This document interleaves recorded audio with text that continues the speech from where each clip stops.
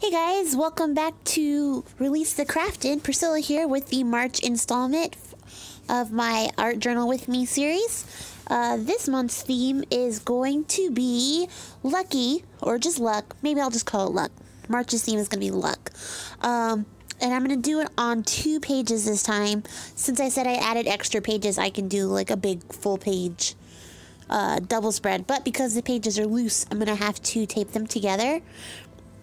So right now what I'm showing you guys is the colors and stuff I'm going to be using. It's just a bunch of regular green craft paint and a couple different colors. And then I'm also using the Prima paint in Sparks. I think it's called Sparks. And I believe the color is Fairy Wings. And so what I did was I taped the 2 pages together with some masking tape that I kind of took some of the tackiness off of. And then just used some blank pages to keep any of the mess that I'm going to make from getting onto the other pages. And right now I'm just stamping the background, just starting to build a basic layer with some distress inks in Lucky Clover, and I believe that other color is Forest Moss. And those are Prima and Tim Holtz stamps that I'm using right now. And so I'm just building a basic background, trying to like sort out my thoughts before I get started. And then I'm going to gesso the whole thing with clear gesso so that stamping and stuff will still be there. And I'm just liberally applying a bunch of gesso, and I'm going to smooth it all out with a old, looks like a club card or something. I don't remember where I got it from.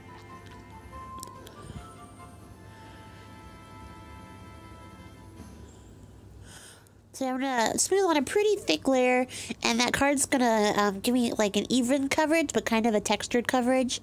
So, it's going to take a little bit longer than usual to dry, but I'm going to end up with a really nice surface to work on.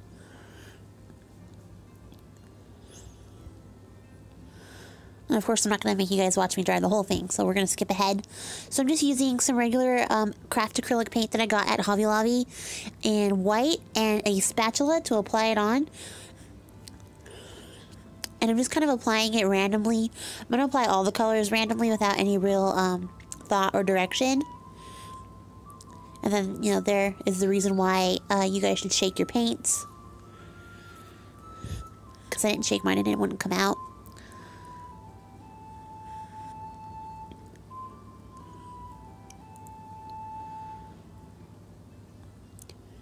So it's like, I don't know what the colors are called. There's like a lime green and like a minty sort of mossy colored green that I added there.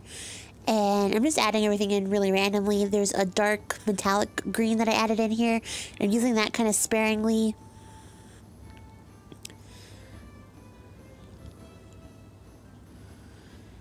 And then I decided that it was getting a little crazy, so I'm going to knock it back with some white.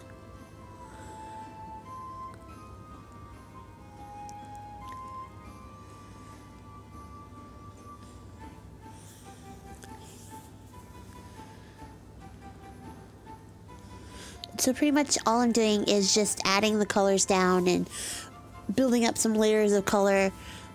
Using the spatula is a really great way. If you guys haven't tried that yet, I recommend it. It's a great way to just get a real random but kind of artsy looking effect. And so now I'm cracking open that Prima paint. I haven't used it on any project. I think I used it like once just to test it out and never used it again. So I'm using it for this one. And I'm kind of, I don't know, faux dry brushing because I'm just going over with my palette knife. And totally forgot what it was called. But just lightly so I can pick up the texture from the paint that's in the background, so I can catch all those raised edges.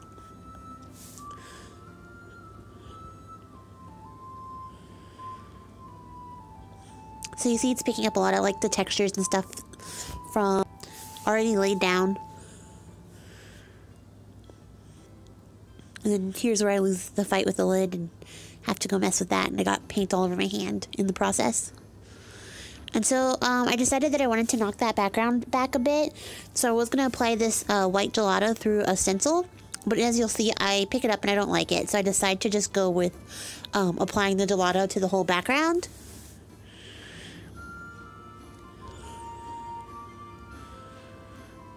which I end up liking a lot better in the long run, because it kind of mutes that background, but doesn't get rid of all the colors and stuff that I applied on there.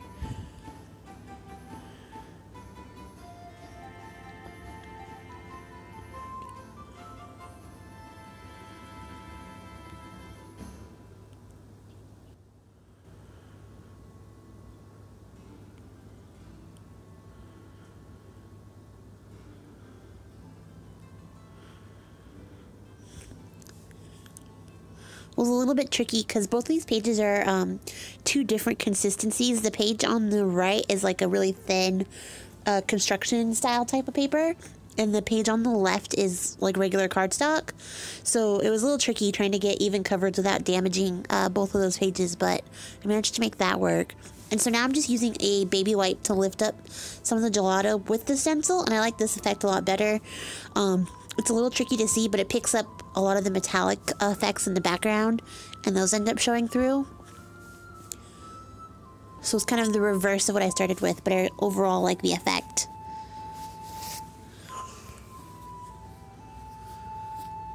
And so I'm just going to dry that off real quick, and going to add my focal image, which is going to be one of those ladies from the 7 Gypsies rub-ons. And it's an image that I probably would never use in a journal. I really like this picture. I thought it was really pretty, and I was probably going to hoard it forever. But the whole point of this art journal with me series is to use stuff that I would hold on to forever and stuff that I would never use. So I decided to put it on this page.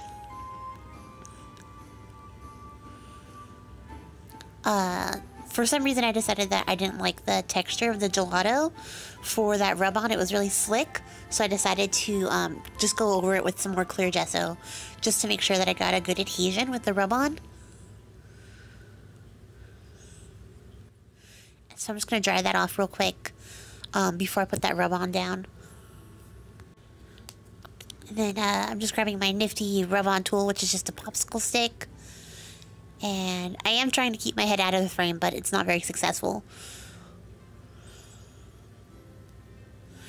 If you guys have never tried these 7 Gypsies rub-ons, they go on like super smooth. They're just like butter. They just go on like real easy. And so I just love using them, especially in my junk journals. But in this page, it was just a lot of fun to use. And so now I'm just sketching in some features for the rest of her head so that I know where to put her hair.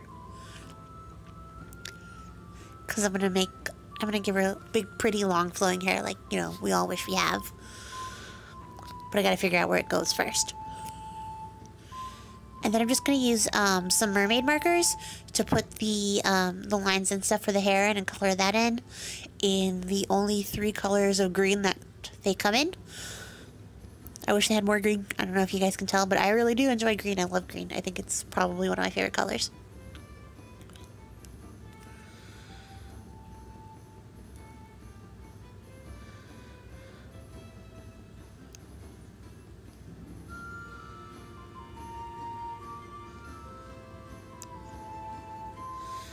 So just being really loose, drawing in some general lines for her hair and not trying to overthink it.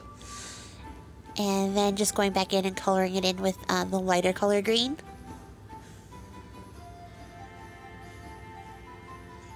If I had them like right next to me, I would tell you guys what colors they were, but I don't. They're in the other room, so I might put what the colors are in the comments section or the description box down below, if I remember. So I'm just blending that color out with my water brush.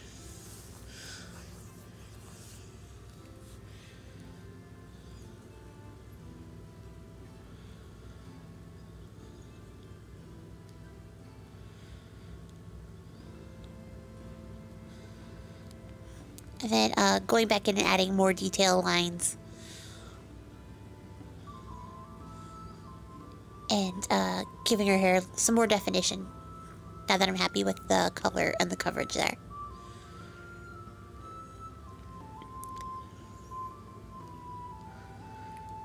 And then of course going to go back and blend that again.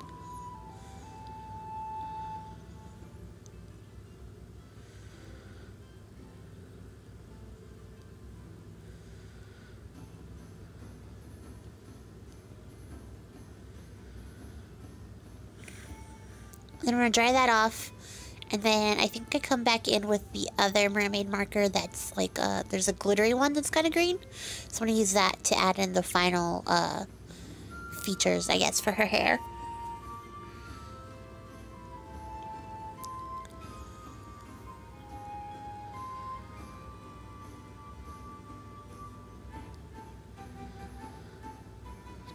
I'm sorry, my head's in the shot again. It's going to be there a lot for this video, guys.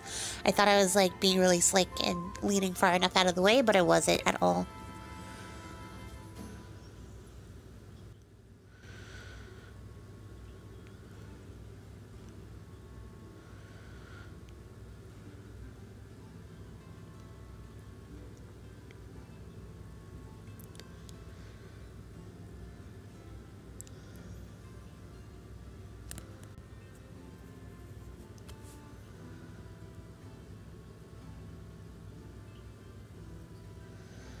So I'm just kind of blending out those lines so they're not as harsh, but not blending them completely with the background.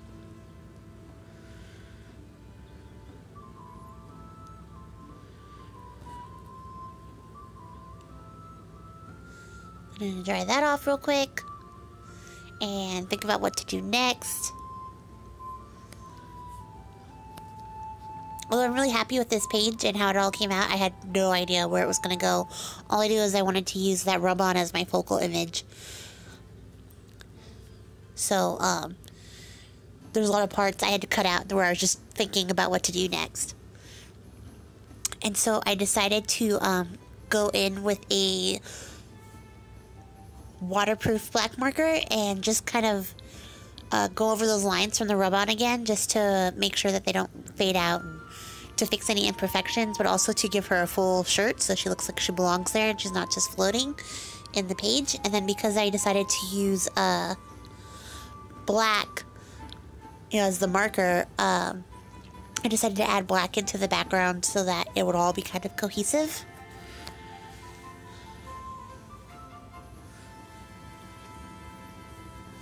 And so I'm just using some black Distress Oxide through a Prima stencil to build my border, but also tie in that black so that it's in more than one place on the page.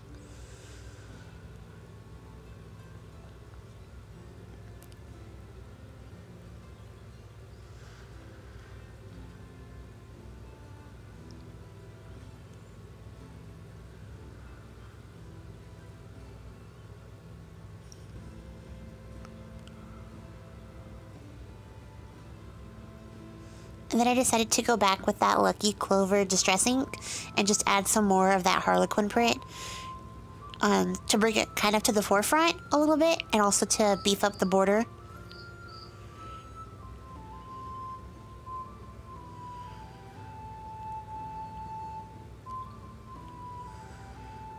And then I decided to go ahead and just ink around all the edges.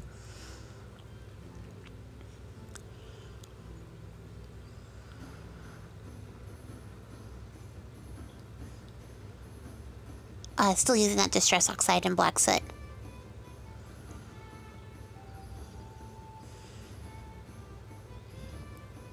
And so I'm going to cover up her face and then add in some white splashes. Just because I thought it was getting a little bit too dark.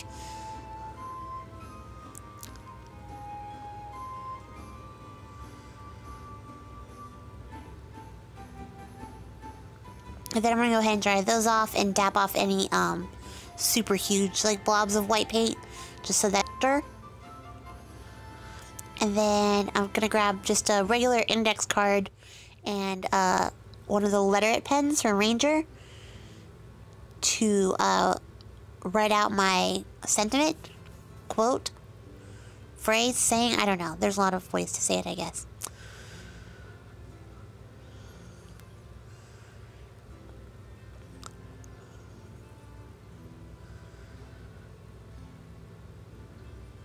I really love these pens. If you guys haven't tried them yet, I would really recommend them. I like them better than the Versamark pen. I just think that they're a lot more consistent, and even the brush tip on the one that I have that has a brush tip is like really, it's really nice. It doesn't wear out very quickly. The one I have on my Versamark wore out really fast, and so now it's not good for doing any brush lettering or anything like that. So here I just used some Stampendous embossing powder. It's like a glittery gold color. I don't know what it's actually called. And then I'm just going to heat that up.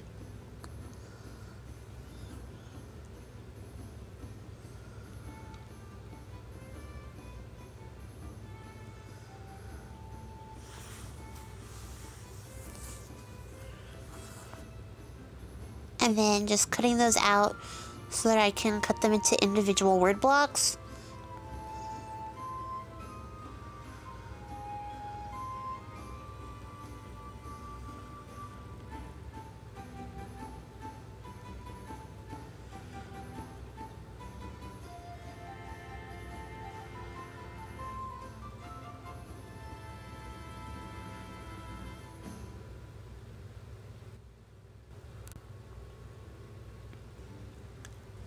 Then I'm gonna ink around them with more of that Lucky Clover Distress ink so that they match the background a little bit.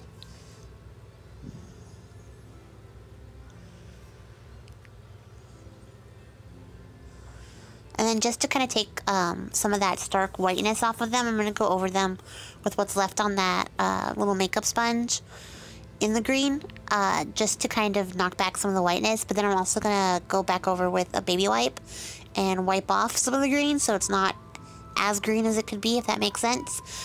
And it's mostly just so that they're not super white. And then right here I do the silliest thing, which is, you know, nearly burn my finger off so I can dry these things instead of just grabbing something else to hold them down. Because, you know, I don't plan ahead like that. And so now I'm just going to place them onto my page. But then I decide that I want them to be darker than they are. The green's not green enough, or it's not bold enough. So I go back with more of that Distress Oxide and Black Soot and edge around them that way. And then I'm happy with them.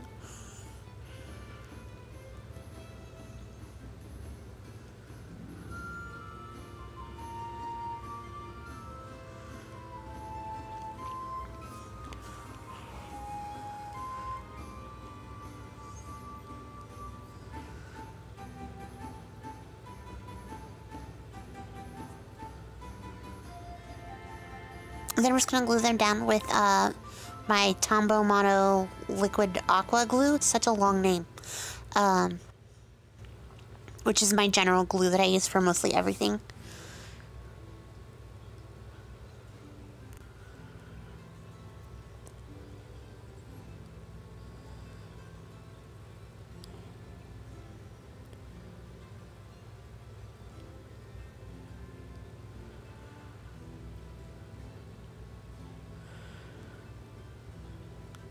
So, as you can see, I don't have any problem pulling that tape off the back.